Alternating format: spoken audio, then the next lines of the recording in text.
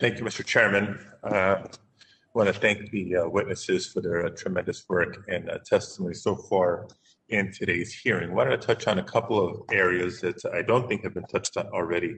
First question is for Mr. Mim. In the GAO report titled Census Bureau Needs to Assess Data Quality Concerns Stemming from the Recent Design Changes that was published in December of 2020, it was mentioned that to save costs, the Bureau increased its reliance on solely using administrative records to count non-responsive households. One of the examples constantly pointed to is including Medicare enrollment data, as well as individual tax return data to improve the count.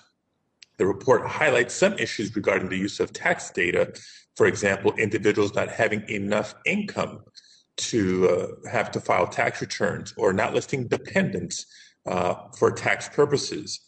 However, I'm also concerned with the reliance of other public benefits data.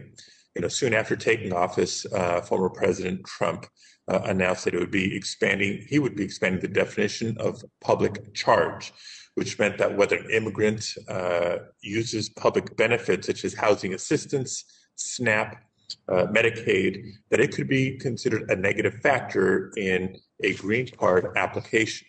So as a result of the public charge rule change, many immigrants disenrolled from benefits that they were eligible for or did not enroll in benefits for which their U.S. citizen children were eligible.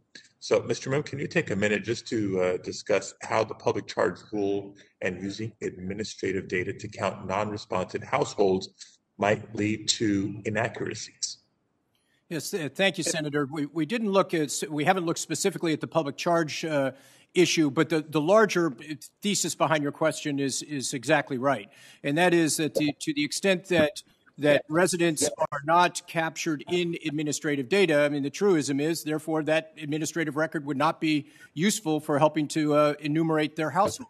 And in fact, what we also know is that the administrative records are most valuable for some of these hard-to-count populations, some of the last few percentage of the population that either didn't respond on their own or didn't respond to a census taker when they went and knocked on the door. That's why some of the records that they use are exactly what you were saying: the SNAP, the WIC, the Medicaid records. So again, to the extent that someone's not in the system, the records will not be useful in terms of enumerating them, and you therefore increase the risk that they will be missed. Okay. Thank you. More to follow up on that, but for another topic that I believe is timely, this is for Dr. Jarman.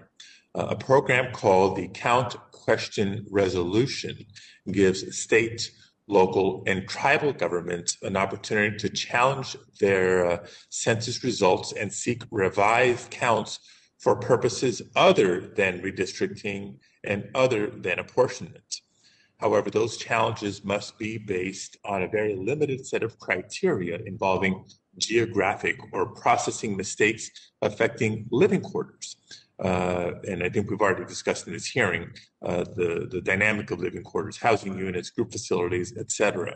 So in light of the many challenges to conducting a complete and accurate census last year, will the Census Bureau consider expanding the scope of the Count Question Resolution Program to allow challenges based on a broader set of outcomes that indicate significant miscounts or undercounts in a jurisdiction?